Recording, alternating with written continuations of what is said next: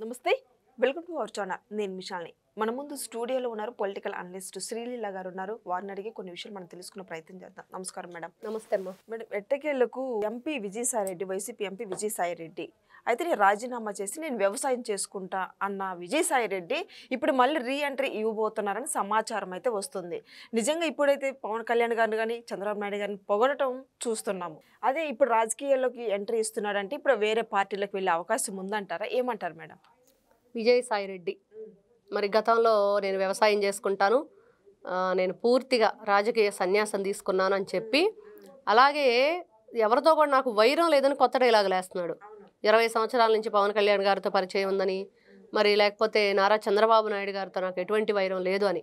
నీకు ఎటువంటి వైరం లేనప్పుడు నారా చంద్రబాబు నాయుడు నీ వయసు ఎంత, నువ్వు ఎన్నాళ్ళు బ్రతుకుతావు, 2029 ఎలక్షన్కి ఉంటావో పోతావు అని చెప్పి ఎందుకు మాట్లాడావు? ఆ మాటలు గుర్తుకు రావట్లేదా విజయసాయిరెడ్డికి? నువ్వే పార్టీకి రాజ్యసభ సభ్యత్వానికి రాజీనామా చేసిపోయావు.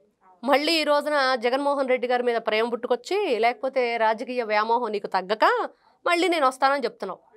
నీకే ఒక మాట మీద నిబద్ధత లేదు, నిలకడ లేదు.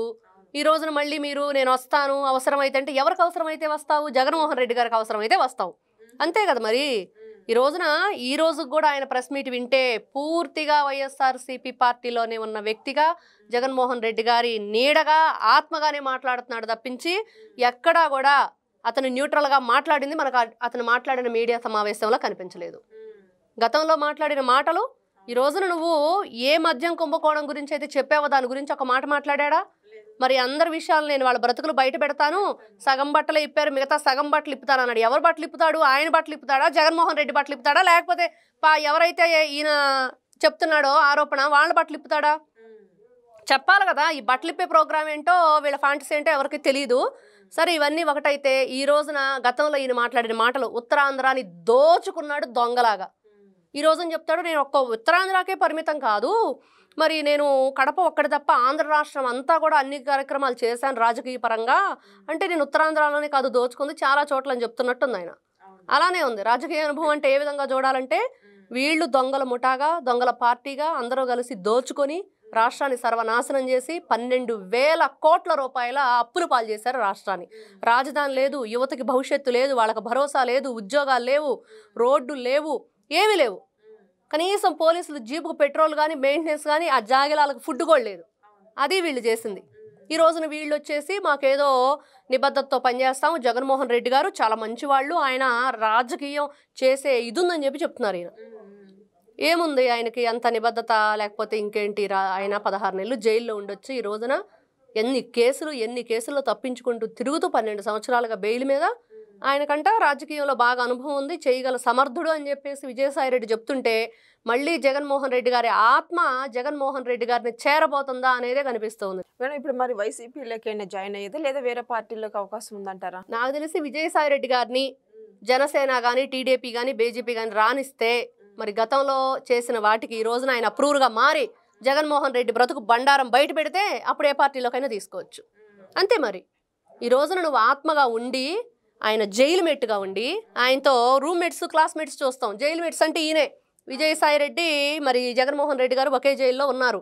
మరి దేనికి ఉన్నారు, దేనికోసం ఉన్నారు, ఏం తప్పు చేస్తున్నారు, ఏ తప్పు కోసం మీరు శిక్ష అనుభవించారు, ఈ రోజుకి కూడా మరి దాంట్లో మీరు అక్యూజ్డ్గా ఉన్నారు అనేది కనిపిస్తుంది. మరి వాటన్నిటికీ సమాధానం చెప్పాలి. మీడియా ముందుకు వచ్చేసి జగన్మోహన్ రెడ్డి గారు పాత మాటలే, అదేదో పాత కొండలో కొత్త నీరులాగా ఈయన కూడా అదే చెప్తున్నాడు, పాత మాటలే చెప్తున్నాడు. నిన్న నేను సడన్ గా కాసేపు చూసి ఓల్డ్ వీడియో పెట్టారనుకున్నాను. ఇన్ని రోజులు సైలెంట్ గా ఉండి ఇప్పుడు సడన్ గా రీఎంట్రీ ఇవ్వటం ఏంటి? అసలు మాట్లాడటం మీడియా ముందుకు వచ్చి అదే ఆయనకి ఈ రోజున రాజకీయాల్లో రావాలనిపించింది. ఏ విధంగా రావాలి అంటే ఇదిగో వంకలు లేనమ్మ డొంకలు పట్టుకొని ఎత్తుకున్నట్లుగా ఏదో ఒక వంక కావాలి. కాబట్టి మళ్ళీ జగన్మోహన్ రెడ్డి గారిని పొగుడుతూ గతంలో మాట్లాడిన మాటలే వార్నింగ్లే. నెయ్యి గురించి అడిగారు, మరి తెలిసి కూడా పై వాళ్ళ ఒత్తిడి వల్ల అధికారుల ఏదో చేశారు అని చెప్పేసి అక్కడ నిధిని దుర్వినియోగం చేశారనేది సుబ్బారెడ్డి గారు చెప్పారు. మరి మీరేమంటారు దానికంటే? ఇప్పుడు అది విచారణలో ఉన్న కేసు కదా, అలాంటి వాటి గురించి నేను మాట్లాడొచ్చా అన్నావు. మరి విచారణలో ఉన్న కేసుల గురించి మాట్లాడకుండా దేని గురించి మాట్లాడతావు? అక్కడ ప్రపంచం అంతా మాట్లాడుకుంటుంది కదా. ఎవరైతే కలియుగ ప్రత్యక్ష దైవం తిరుమల తిరుపతి వెంకటేశ్వర స్వామి లడ్డూలో కల్తీ జరిగింది, ఘోర అపరాధం జరిగింది, వీళ్ళు ఇంత అప్రతిష్ట పాలు చేశారు, గుడి ప్రతిష్టలు హిందూ మతం యొక్క ప్రతిష్టను వీళ్ళు దెబ్బతీశారు అని చెప్పి చెప్పుకుంటుంటే నీకేంటి మాట్లాడటానికి ఒక హిందువుగా? అంటే జగన్మోహన్ రెడ్డి గారికి నొప్పి తగలకుండా అయితే నిన్న మాట్లాడాడు విజయసాయి రెడ్డి. ఆయన ఆత్మగానే ఉండబోతుంది, మళ్ళీ ఆత్మ వచ్చి దేహాన్ని చేరబోతుంది అనేది మాత్రం ఖచ్చితంగా కనిపిస్తోంది. మరి జగన్మోహన్ రెడ్డి గారికి ఈయన అవసరం ఇప్పుడు ఉందా? ఈయనకు రాజకీయ అవసరం వచ్చిందా? మరి లేకపోతే అప్రూవర్గా మారిన వ్యక్తి ఇప్పుడు జగన్మోహన్ రెడ్డికి అప్రూవర్గా మారబోతున్నాడా? మరి ఇన్ని విషయాలు ఉన్నాయి కాబట్టి ఒక్కసారి ఆలోచించుకోవాలి అందరం కూడా. ఏంటి ఈ మాటలు, ఈ వైఖరి? ఈ మధ్యకాలంలో ఎవరు వచ్చినట్లుగా వాళ్ళు ఇష్టానుసారంగా పేటరేగిపోతూ, అంటే ఈ రోజున ఏదైతే ఇక్కడ ఈ విషయానికి సంబంధం లేని విషయమైనా కూడా ఎనలిస్టులుగా న్యాయాన్ని న్యాయంగా, చట్టాన్ని చట్టంగా, ధర్మంగా అన్నిటికీ కూడా కట్టుబడి మాట్లాడుతున్న వాళ్ళని పొన్నవోలు సుధాకర్ గారు లాంటి వాళ్ళు, లేకపోతే సాక్షి ఛానల్లో ఈశ్వర్ గారు చేసిన కొన్ని డిబేట్లో కొంతమంది వ్యక్తులు కానివ్వండి, ఇంకా ఇతర దేశాల్లో ఉన్న కొంతమంది వ్యక్తులు అడుసుమల్లి శ్రీనివాస్ గారి పేరు తీసుకొచ్చి ఆయన గురించి మాట్లాడటం అనేది చాలా బాధాకరమైన విషయం. మరి వాళ్ళు వాడే విధానం, ఆ భాష, అంటే ఈయన మాట్లాడతాడు జగన్మోహన్ రెడ్డి గారిని షూట్ చేయమని చెప్పి అన్నారు ఆయన, మరి అలా మాట్లాడటం కరెక్టేనా, నీకు వయసు పెరిగింది అన్నాడు. మరి వీళ్ళకి కూడా వయసు పెరిగింది కదా, వీళ్ళకి కూడా చదువుకున్నారు కదా, వీళ్ళకి కూడా మరి ఏంటి అనేది తెలుసు కదా. మరి అట్లాంటప్పుడు మీరు సాక్షి ఛానల్లో మరి 75 సంవత్సరాల వయసు నాకని చెప్తున్న కేఎస్ఆర్ని, కృష్ణరాజుని జర్నలిస్ట్ అని చెప్పుకుని ఒక జర్నలిస్ట్ని కూర్చోబెట్టి వేసేల రాజధాని అని చెప్పినప్పుడు తెలియదా మీకు? మరి అలాగే నారా చంద్రబాబు నాయుడు గారు ముఖ్యమంత్రిగా ఉన్నప్పుడు జగన్మోహన్ రెడ్డి పాదయాత్ర చేస్తూ మరి నడి రోడ్డు మీద ఉరిదెయ్యాలి, షూట్ చేయాలి చంద్రబాబు నాయుడు అని చెప్పి మాట్లాడినప్పుడు తెలియదా? అప్పుడు నోళ్ళు ఏమైనాయి? వీళ్ళు అధికారంలో ఉన్నప్పుడు వైఎస్ఆర్సీపీ పార్టీ 2019 తర్వాత వీళ్ళకి స్పీకర్గా ఉన్న వ్యక్తి ఎవరైతే తమ్మినేని సీతారాం గారు ఉన్నారో ఆయన చంద్రబాబు నాయుడు పక్కన బ్లాక్ కమెంటర్స్ తీసేయండి, 6 నిమిషంలో ఫినిష్ అని చెప్పి చిటుకలు వేస్తాడు కదా. మరి అప్పుడు ఎవరు మాట్లాడలేదు. మరి అప్పుడు నారా చంద్రబాబు నాయుడు గారి గురించి మీరెట్లా మాట్లాడారు? ఎంతమందిని ఎన్ని విధాలుగా ఇబ్బందులకు గురి చేశారు, ఎన్ని విధాలుగా మీరు కూడా నోటికి ఏదొస్తే అది అద్దు ఆపు, మంచి చెడ్డ, పిల్లలు, భార్య అని చెప్పేసి, ఆడవాళ్ళు అని చెప్పేసి ఎక్కడ కూడా గౌరవం లేకుండా మాట్లాడారు కదా. మరి వాటన్నిటికీ సమాధానం చెప్పాలి కదా ఈ రోజున. ఆ రోజు మీరు మాట్లాడిన వాళ్ళు ఈ రోజు మాట్లాడటానికి ఎక్కడుంది? ఈ రోజున ఆయన ఏమన్నా మంచి చేశాడా లోకానికి? ఏదైనా రాష్ట్రానికి ఏమైనా ఉపయోగపడ్డాడా జగన్మోహన్ రెడ్డి గారు?